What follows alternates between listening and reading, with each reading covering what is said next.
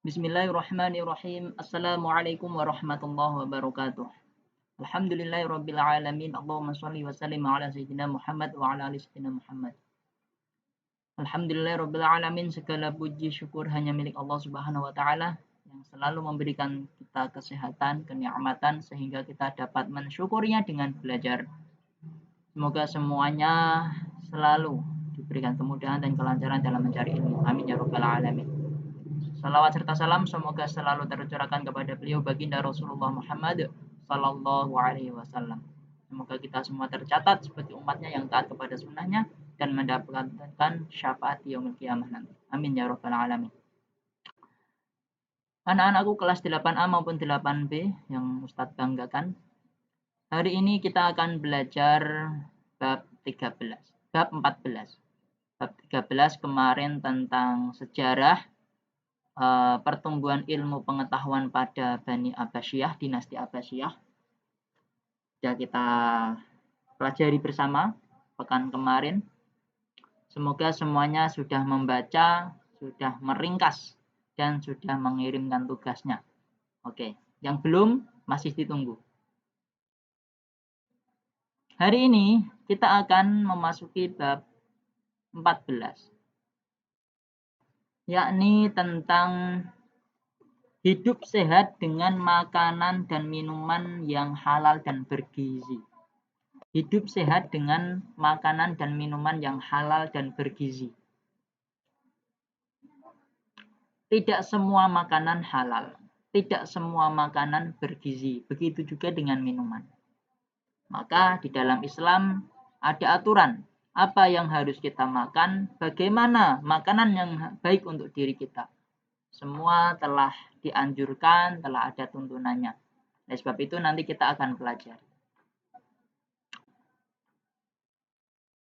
Tujuan daripada belajar ini, nanti kita pertama, setelah belajar ini kita dapat menjelaskan ayat Al-Quran yang memerintahkan untuk memakan makanan yang halal dan bergizi. Selain itu, kita juga dapat mengartikan per kata maupun per ayat atau ayat tersebut. Kemudian tujuannya kita juga memahami isi kandungan ayat tersebut. Dan yang terakhir, kita dapat memahami hukum bacaan ro dan lam. Hukum bacaan ro dan lam ini masuk dalam ilmu tajwid. Jadi di dalam materi ini nanti ada selip, ada materi lain selain tentang fikih, tetapi juga tentang tajwid. Langsung saja sebelum kita masuk dalam kegiatan belajar mengajar, mari kita mulai dengan membaca basmalah bersama-sama. Bismillahirrahmanirrahim. Semoga dengan bacaan basmalah tersebut Allah Subhanahu wa taala memberikan keberkahan terhadap aktivitas kita. Amin ya rabbal alamin. Pertama, mari kita baca ayat yang telah ada di depan kalian ini. yakni ayat di dalam Quran surat An-Nahl ayat berapa ini? Ayat 114. Quran surat An-Nahl ayat 114. Mari kita baca bersama-sama. Mulai dari ta'awud. A'udzu billahi minasyaitonir rajim. Bismillahirrahmanirrahim. Fakulu mimma razaqakumullahu halalan thayyiban. Washkuru ni'matallahi in kuntum iyyahu ta'budun. Mari kita ulangi lagi. Fakulu mimma razaqakumullahu halalan thayyiban. Washkuru ni'matallahi in kuntum iyyahu ta'budun. Mari kita ulangi sekali lagi biar menjadi 3 kali. Fakulu mimma razaqakumullahu halalan thayyiban washkuru ni'matallahi in kuntum iyyahu ta'budun. Alhamdulillahirabbil alamin. Shadaqallahul azim. Kenapa kita diulangi 3 kali? Pertama, agar mendapatkan kesunahan. Kedua, agar kita sedikit hafal dari ayat-ayat, kalimat-kalimat yang kita ulang. Coba, Ustadz sudah hafal belum? Fakulu mimma razaqakumullahu halalan thayyiba. Oke.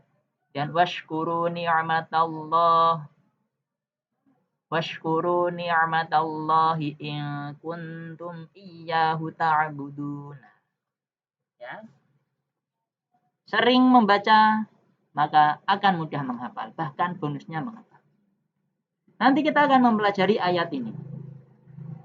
Sebelum memasuki isi kandungan, kita akan mempelajari dulu tajwid, yakni tentang hukum lam dan ro. Oke? Nih. Di sini ada skema hukum bacaan tafkhim dan tarqiq. Di bawahnya ada 2, bacaan lam dan bacaan ro. Jadi setiap lam dan ro itu bisa dibaca 2 macam bacaan. Pertama tafkhim dan kedua tarqiq. Bacaan lam, ya, hukum bacaan lam ada 2 bacaan, tafkhim dan tarqiq. Nah, ini bacaan lam bisa dibaca 2, yakni tafkhim dan tarqiq. Begitu juga dengan bacaan ro. Oh, gitu. Di mejanya Ustadz. Mohon maaf, ada Ustadzah Vidya. Yang kedua, bacaan ro ini juga terdapat 2 bacaan. Pertama tafkhim, kedua tarqiq. Ya, jadi lam maupun ro itu bisa dibaca 2 macam bacaan. Pertama tafkhim, kedua tarqiq. Apa itu tafkhim? Apa itu tarqiq?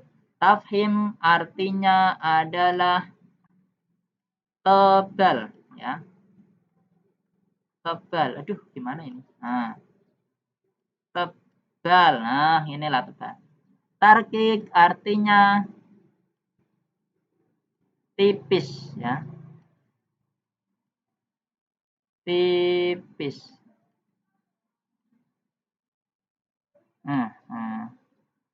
Tipis, ya. Tafkhim artinya tebal, tarqiq artinya tipis. Jadi nanti lam itu bisa dibaca tebal, bisa dibaca tipis. Kapan lam itu bisa dibaca tebal, kapan lam itu dibaca tipis, kapan ro dibaca tebal, kapan ro dibaca tipis. Di bawah ini adalah penjelasannya. Pertama, kita membahas tentang hukum lam, ya, ini. Kita fokus di sini. Hukum lam. Hukum bacaan lam pada lafdzul jalalah. Perlu diketahui, lafadz Allah itu juga dikenal, disebut atau dinamakan dengan lafdzul jalalah. Lafdun itu artinya lafadz, jalalah artinya mulia. Lafdzul jalalah adalah lafadz yang mulia. Jadi lafadz Allah itu juga dikenal dengan sebutan lafdzul jalalah. Setiap huruf yang terkandung dalam lafadz Allah dikenal dengan huruf jalalah. Kalau alif, alif jalalah. Kalau lam, lam jalalah. Kalau hak, hak jalalah. Karena kita membahas lam, maka kita akan fokus kepada lam yang ada di lafadz Allah. Huruf lam pada lafadz Allah disebut juga lam jalalah. Lam jalalah dibaca tafkhim atau tebal. Ingat, tafkhim artinya tebal. Tafkhim artinya tebal. Tafkhim artinya tebal. Kapan lam jalalah dibaca tebal? Lam jalalah dibaca tebal atau tafkhim apabila lafadz Allah didahului harokat fathah dan dhammah, fathah atau dhammah. Setiap ada lafaz Allah didahului oleh harokat fathah maupun dhammah, maka lam jalalahnya itu dibaca tafkhim atau tebal. Contohnya ini. Fazadahumullah, zahaballah. Di sini ada lafaz Allah. Di sini ada lafaz Allah. Yang pertama didahului harokat dhammah. Yang kedua didahului harokat fathah. Nah, lafaz Allah atau lam jalalah yang terkandung dalam lafaz Allah itu masuk dalam kategori lam yang dibaca tafkhim atau tebal. Ciri-ciri dibaca tebal itu bunyinya Allah. Fazadahumullah, zahaballah. Nah, itulah ciri-ciri dibaca tebal. Terus kapan lam jalalah itu dibaca tarqiq? Tarqiq artinya tipis. Tarqiq artinya tipis. Tarqiq artinya tipis. Lam jalalah dibaca tarqiq apabila ada lafaz Allah didahului harokat kasroh saja. Jadi harokat kasroh ada 3. Fathah, dhammah, dan kasroh. Fathah, dhammah itu masuk lam jalalah tafkhim atau yang dibaca tebal. Tapi kasroh ini yang menjadikan lam jalalah dibaca tarqiq atau tipis. Contoh. Mirrizqillah. Ya, ini ada lafaz Allah didahului harokat kasroh. Mirrizqillah. Kedua ada billah. Billah. Billah. Ada lafaz Allah didahului kasroh. Satu ulangi. Mirrizqillah. Billah. Ciri-ciri bacaan lam jalalah dibaca tarqiq atau tipis itu lah bunyinya, bukan loh ya, bukan loh tapi lah. Mirrizqillah, billah. Nah, itu lam jalalah yang dibaca tarqiq atau tipis. Jadi, Ustaz ulangi lagi. Lam jalalah itu bisa dibaca 2 macam. Pertama, lam dibaca tafkhim tapi tadi artinya tebal. Apabila ada lafaz Allah didahului fathah dan dhammah, itu masuk dalam lam yang dibaca tafkhim atau tebal. Kedua, lam jalalah dibaca tarqiq. Apa tadi arti tarqiq? Tipis, ya betul. Apabila didahului dengan harokat kasroh. Cara membacanya beda. Kalau didahului dhammah, fazadahumullah. Kalau didahului kasroh, mirrizqillah. Beda cara membacanya. Oke, semoga kalian semua paham. Kedua, kita akan membahas hukum bacaan ro. Huruf ro dibaca tafkhim, tebal, maupun tarqiq itu dengan ketentuan-ketentuan berikut. Ya, Ustaz ulangi. Ro juga bisa dibaca tafkhim, tebal, dan juga bisa dibaca tarqiq, tipis. Pertama, ro dibaca tafkhim apabila yang A, ada ro berharokatan fathah atau fathatain. Semua ro yang berharokatan fathah maupun fathatain itu masuk dalam kategori ro yang dibaca tafkhim atau tebal. Contohnya katsiran wa yahdi, katsiran, katsira, katsiran wa yahdi, atau wa iz faraqna, wa iz faraqna. Nah, itu ro yang dibaca tebal, yang sebabnya harokati fathah atau fathatain. Kedua yang B, sebabnya apabila ada ro berharokatan dummah atau dummatain. Nah ini fathah fathatain, dummah dummatain, itu ro dibaca tebal. Contoh syai'in qadirun, syai'in qadirun, kullama ruziqu, kullama ruziqu. Nah itu ro yang dibaca tebal dengan sebab berharokat dumah maupun dumatain. Ketiga, C. Ro dibaca tafkhim atau tebal apabila ada ro sukun. Ya, ro-nya yang ini sukun. Kalau yang dua tadi berharokat fathah dan dumah atau fathatain dan dumatain. Yang ketiga ini sebabnya ada ro sukun, ro mati. Ini ro mati. Didahului huruf berharokatan fathah. Ya. Ro mati didahului huruf yang berharokatan fathah atau ro mati didahului fathah. Maka ro-nya masuk dalam kategori ro yang dibaca tafkhim. Contoh, yakadul baruku, yakadul baruku, yakadul baruku. Nah, di sini Ustaz beritahu cara membaca ro mati atau ro sukun yang tebal, yang tafkhim, yakni didahului fathah, ro mati didahului fathah, itu cara membacanya ada seperti bunyi U. Contohnya baru, baru, bukan bar, bukan bar biasa ya, beda ya.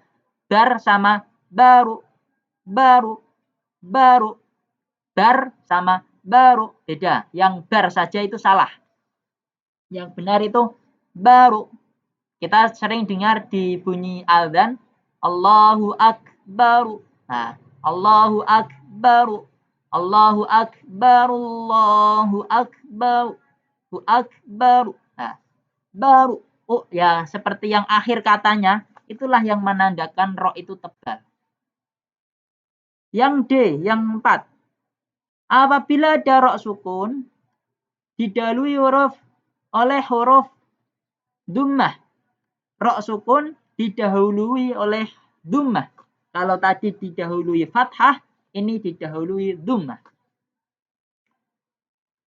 Ro tersebut dibaca tebal atau tafkhim. Cara membacanya sama dengan tadi. Fansuru. Nah, ada tambahan suara u-nya. Fansuru. Nah, unsuru. Ya. Fansuru. Nah, bukan sur biasa, bukan sur biasa, tapi suru, suru, suru. Nah, fansuru. Nah, itulah tebal, cara membaca tebal. Semoga jelas dan bisa memahamkan. Kemudian, jadi di sini kita bisa analisa. Ro maupun lam yang berkaitan dengan yang tebal-tebal itu berkaitan dengan fathah, harokat fathah dan dummah. Ya. Ro berharokatan fathah atau fathatain, dummah, dummatain dibaca tebal. Atau ro sukun didahului fathah atau dummah itu juga dibaca tebal. Terus kapan ro itu dibaca tarkik? Nah, ro dibaca tarkik pertama. Kita fokus ro tarkik sekarang. Pertama, ada ro berharokatan kasroh maupun kasrotain. Nah, ro yang berharokatan kasroh maupun kasrotain itu masuk dalam kategori ro yang dibaca tarkik. Apa arti tarkik? Tipis artinya. Contoh, ammunkirin, wal fajri, wal fajri, wal fajri. Ya. Jadi ro-nya itu kelihatan dibaca tipis dengan meringis, ya. Dengan meringis cara membacanya. Mungkirin, wal fajri. Nah itu ro dibaca tipis dengan sebab berharokatan kasroh atau kasrotain. Sebab kedua yang B, apabila ada ro berharokat yang didahului oleh ya sukun. Ro berharokat baik itu ro berharokat fathatain, dummatain, kasrotain, tapi didahului oleh ya. Didahului oleh ya. Ro berharokat maupun harokat apa saja didahului oleh ya. Itu masuk dalam kategori ro dibaca tarkik. Contoh, khabir, qadir. Cara membacanya meringis. Ya, meringis itu giginya kelihatan. Bibirnya, cara membacanya mulutnya itu meringis. Khabir, qadir. Kemudian, sudah. Jadi hanya ada dua sebab ro itu dibaca tarkik atau tipis. Kemudian bagaimana Ustadz kalau ada ro yang berharokat didahului oleh waw mati, ya. Ro berharokatan didahului oleh waw mati atau alif. Nah, jadi kalau ada ro berharokat baik dumatain maupun fathatain maupun kasrotain didahului oleh, kalau kasrotain nggak mungkin. Didahului oleh fathah, didahului oleh alif maupun waw, itu masuk dalam kategori ro yang dibaca tebal. Contohnya sudur. Sudur. Nah, itu dibaca tebal itu. Atau mungkar yang fathah, tidak fathah dulu itu apa?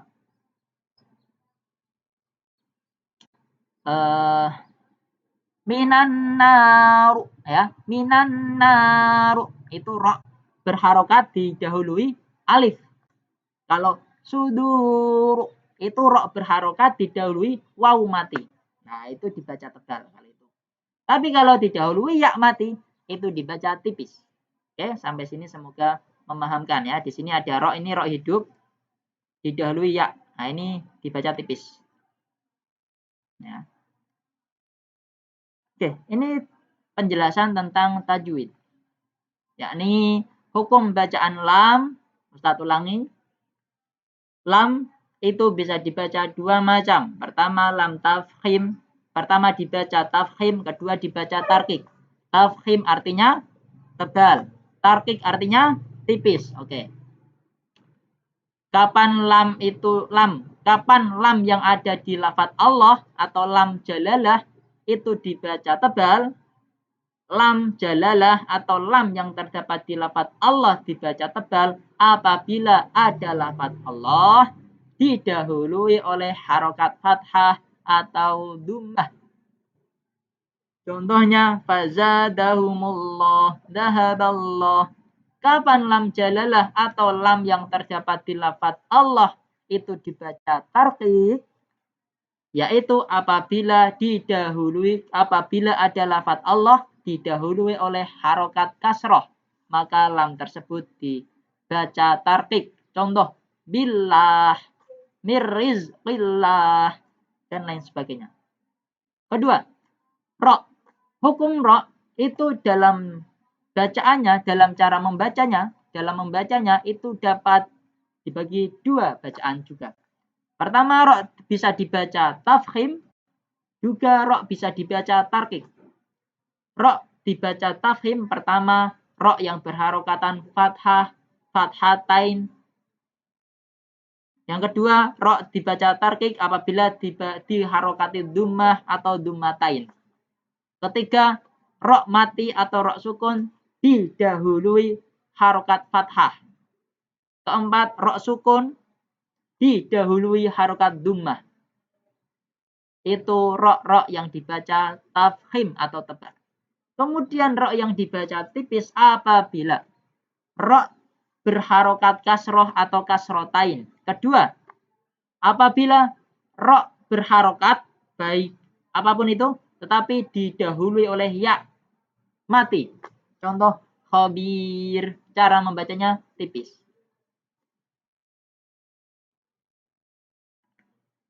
Oke, ini tentang penjelasan tajwid. Kemudian tentang mengartikan ayat. Tadi ini ayat yang kita baca tadi, semoga semuanya sudah hafal. Mari kita baca ulang ya, satu ayat penuh dengan ini yang terpotong-potong kita gabungkan. A'udzu billahi minasyaitonir rajim. Bismillahirrahmanirrahim. Fakulu mimma razaqakumullahu halalan thayyiban washkuru ni'matallahi in kuntum iyyahu ta'budun. Kita artikan fakulu, maka makanlah. Itu fi'il amar atau fi'il yang berarti perintah. Maka makanlah. Fakulu, mimma, dari apa-apa, dari sesuatu. Razaqakum, razaqakum, yang telah diberikan, rizki yang telah diberikan kepada kalian. Siapa yang memberikan? Allah, ya, oleh Allah. Halalan, yang halal. Thayyiban, yang baik. Kalau dikomplitkan, maka makanlah sesuatu rizki yang telah diberikan kepada kalian oleh Allah. Rizki yang halal dan yang baik. Halal dan baik, ya. Halal dan baik. Dua ini harus kita pegang. Washkuru ni'matallah, dan bersyukurlah terhadap nikmat-nikmat Allah. In kuntum iyyahu ta'budun, jika kalian termasuk orang-orang yang menyembah Allah. Jika kalian termasuk orang-orang yang menyembah Allah. Jika kalian menyembah Allah, kita semuanya menyembah Allah, maka sudah kewajiban kita bersyukur kepada Allah Subhanahu wa taala. Karena hanya Allah lah yang menciptakan langit dan bumi, menciptakan manusia dan makhluk sebagainya, dan memberi semua yang ada di muka bumi ini, tumbuhan, air, pohon, rumput, semuanya untuk agar dimanfaatkan oleh manusia. Yang paling penting adalah yang halal dan yang baik. Oke. Kita sudah membaca ayat, kita sudah belajar tajwid, kita sudah mengartikan makna perkata. Sekarang kita ulangi lagi tajwidnya. Ingat-ingat tadi belajar ro dan lam ya. Kita coba lihat di ayat ini. Jadi hukum lam tadi itu fokus yang ada di lafaz Allah saja, bukan lam di luar lafaz Allah. Di sini kita lihat ada lafaz Allah. Fakulu mimma razaqakumullah. Ada lafaz Allah didahului oleh harokat dummah yang ada di mim. Razaqakumu, razaqakumu. Lamu itu harokatnya dummah. Ada lafaz Allah didahului harokat dummah. Ini lam jalalahnya masuk dalam kategori yang dibaca tebal. Ya. Tadi syarat lam jalalah dibaca tebal atau tafkhim itu apabila lam ada lafaz Allah didahului harokat fathah atau dummah. Maka lafaz Allah atau lam jalalah yang terkandung dalam lafaz Allah dibaca tebal. Kedua ada lafaz Allah lagi. Washkuru ni'matallah, di bawahnya ini. Washkuru ni'matallah, ya. Ada lafaz Allah didahului harokat fathah. Ini masuk dalam kategori lam jalalah yang dibaca tafkhim atau tebal. Oke, ini Allah didahului dhammah. Allah didahului fathah. Kemudian kita coba lihat ayat ini, kita fokus ke ro. Nah, ini ada ro. Fakulu mimma razaqakum. Nah, ini ro. Ro berharokat fathah. Ini masuk dalam kategori ro yang dibaca tafkhim. Ya, betul. Ro yang dibaca tafkhim. Tadi syaratnya apabila ada ro berharokatan fathah atau fathatain, maka ro tersebut dibaca ro tafkhim atau masuk dalam kategori ro yang dibaca tebal. Lainnya, washkuru. Di sini ada ro lagi.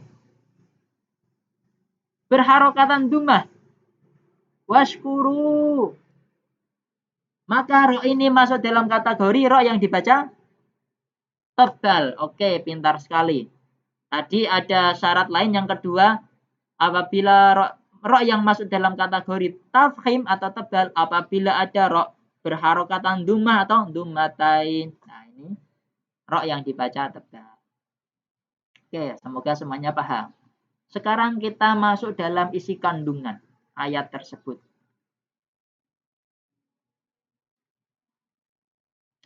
Kita fokus ke dalam mana? Ini.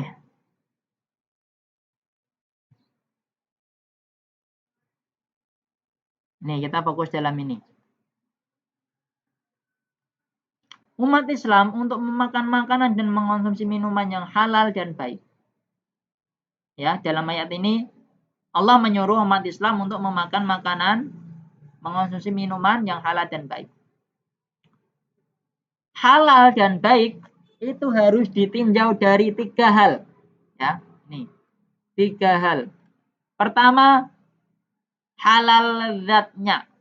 Halal barangnya halal, zat barangnya itu halal. Kedua, proses mengelolanya. Ketiga, halal cara mendapatkannya. Ya. Dikatakan halal, kita harus melihat 3 kategori. Halal zatnya, ya, halal zatnya atau barangnya, halal proses pengelolaannya, halal cara mendapatkannya. Ada makanan yang tidak halal zatnya. Contohnya apa? Congyang, bir, khamr, atau minuman yang lainnya yang memabukkan. Itu zatnya haram. Selain itu, hewan, anjing, babi, hewan yang bertaring, hewan yang apa? Dan sejenisnya yang diharamkan. Nah, itu haram zatnya. Kita tidak boleh makan anjing, babi, macan karena bertaring, ya, atau yang menjijikkan. Nah, itu juga nggak boleh. Darah, ya, darah haram, nggak boleh kita makan, konsumsi. Maka hati-hati kalau mencari makanan yang halal di pinggir-pinggir jalan. Kedua, proses pengolahannya juga harus halal. Banyak makanan yang kita tidak ketahui dicampur dengan daging babi, minyak babi, daging anjing, minyak anjing atau yang lainnya. Nah, itu haram, ya. Pokoknya sesuatu yang bercampur dengan keharaman menjadi haram. Bagaimana dengan vaksin yang katanya dicampur dengan daging apa? Minyak babi atau apa itu? Dalam masalah obat, ya. Dalam masalah obat, jika tidak ada obat yang bisa menyembuhkan kecuali sesuatu yang haram, maka haram itu menjadi halal untuk orang yang membutuhkan obat itu. Contoh, Ustadz mengidam penyakit sesuatu yang tidak ada obatnya kecuali darah ular. Maka darah ular itu menjadi halal. Hanya untuk Ustadz saja, tidak untuk yang lainnya, karena Ustadz yang mengidam penyakitnya. Itu sedikit wawasan tentang keislaman. Ya. Akan tetapi masalah vaksin jangan ragu, karena sudah ada ulama di Indonesia yang telah menghalalkannya, yakni MUI. Kalaupun itu nanti haram di akhirat dimintai pertanggungjawaban, kita akan menghindari tanggung jawab itu. Kita akan menyerahkannya kepada MUI. Nanti Allah tanya, wahai Abid, vaksin itu haram. Kenapa engkau masih tetap divaksin? Kenapa kamu mau divaksin? Tinggal mudah jawabnya. Kata MUI halal, tanya MUI sana. Nah, mudah. Jadi dalam memakan sesuatu, dalam menetapkan hukum, ya, itu serahkan kepada ahlinya. kita tidak ahli dalam hal berijtihad. Ijtihad itu menetapkan hukum-hukum agama. Nah, nanti kalau kita mengikuti, nah yang bertanggung jawab itu yang menetapkan awal, gitu. Makanya pentingnya guru di sini, ya. Kita tidak boleh sembarangan belajar. Kalau kita mencari guru, nanti yang bertanggung jawab di akhirat itu guru-guru kita. Ustaz Abid belajar, kamu belajar, contoh kalian ya, kalian belajar tentang 3 macam memperoleh kalian belajar tentang vaksin halal dari Ustaz Abid. Ditanya Allah, ya Allah, saya mau divaksin karena dijelaskan Ustaz Abid menghalalkan. Nanti saya ditanya Allah, wahai Ustaz Abid, kenapa kamu memerintahkan murid-muridmu mengatakan vaksin itu halal? Ya Allah, saya dapat dari MUI gitu. Jadi nanti diruntut. Ini dari ini, dari ini, dari ini. Itu. Kemudian yang ketiga, cara mendapatkannya harus halal juga. Tidak boleh apel halal. Cara mendapatkannya dengan mencuri menjadi haram. Apalagi semuanya yang didapatkan dengan cara-cara yang kotor, cara-cara yang haram menjadi haram. Uang korupsi, ya. Uang halal, cara mendapatkannya dengan korupsi menjadi haram. Ya, jadi kita harus hati-hati hidup di dunia ini. Yang halal jelas, yang haram jelas. Jadi kita harus fokus halal datnya, barangnya, halal mengolahnya, halal mendapatkannya. Itu barang yang halal, minuman atau makanan yang halal. Terus bagaimana makanan dan minuman yang baik itu atau yang bergizi atau yang baik, toyiban itu baik? Makanan atau minuman yang baik adalah makanan atau minuman yang memiliki kandungan gizi dan nutrisi yang cukup, nah, sehingga bermanfaat untuk tubuh. Selama ada yang mengandung gizi dan nutrisi, pilih yang itu. Tetapi kalau yang tidak ada tapi tetap halal, ya nggak apa-apa. Tetapi selama ada pilihan yang bergizi dan nutrisi, yang satunya tidak mengandung itu, maka tinggalkan yang tidak mengandung itu. Ambil yang penuh dengan gizi dan nutrisi. Nah, ini isi kandungan tentang ayat tersebut. Jadi kita harus memakan dan meminum barang yang halal dan baik. Kemudian setelah makan dan minum, kita harus bersyukur kepada Allah Subhanahu wa taala. Terutama di bulan puasa ini. Kita puasa dari sejak subuh, fajar shodiq, sampai maghrib. Perut kosong, lapar, haus, tetapi kita tetap semangat belajar, jamaah, sholat, mengaji, menghatamkan Quran, membantu orang, bersedekah. Waktu buka puasa, Masya Allah, nikmatnya luar biasa. Tenggorokan jadi tidak kering, jadi basah kembali. Perut yang kosong jadi penuh kembali. Alangkah sangat indahnya, alangkah sangat baiknya kemudian kita menyebut Alhamdulillah ya Allah. Alhamdulillah. Bersyukur kepada Allah Subhanahu wa taala. Insya Allah kita akan penuh dengan pahala. Dan Allah tingkatkan dan Allah perlipat gandakan rizki kita. La in syakartum la azidannakum. Jika kita bersyukur, kita akan ditambah oleh Allah Subhanahu wa taala. Nah, ini isi kandungan di dalam ayat tersebut. Ustaz pesan, di bulan puasa ini banyak sekali yang jualan di pinggir jalan. Jangan mudah tergoda dengan penampilan, tapi carilah yang paling penting kandungan di dalam makanan itu. Ada gizi dan nutrisinya atau tidak. Kalau ada, beli. Kalau tidak ada, semaksimal mungkin kita kurangi. Kenapa kita harus makan makanan yang halal dan bergizi? Karena itu berkaitan dengan kesehatan tubuh kita. Ya. Oke. Jika ada pertanyaan, silakan ditanyakan di kolom komentar atau langsung ditanyakan di grup Classroom atau ke WA Ustadz. Terima kasih sampai di sini. Semoga ada manfaatnya. Dan jangan lupa yang mendengarkan ini belum presensi, silakan ngisi presensi di Classroom bab 14 tentang mengonsumsi makanan dan minuman yang halal dan bergizi. Di situ ada cara mendownload buku dan juga ada tempat untuk presensi. Ya. Oke, terima kasih yang sudah mendengarkan, menyimak penjelasan Ustadz. Semoga semuanya diberikan kemudahan dalam memahami pelajaran. Amin ya robbal alamin. Puasa tetap semangat belajarnya, jangan menyerah. Semoga kita semua diberikan ilmu yang manfaat dan barokah.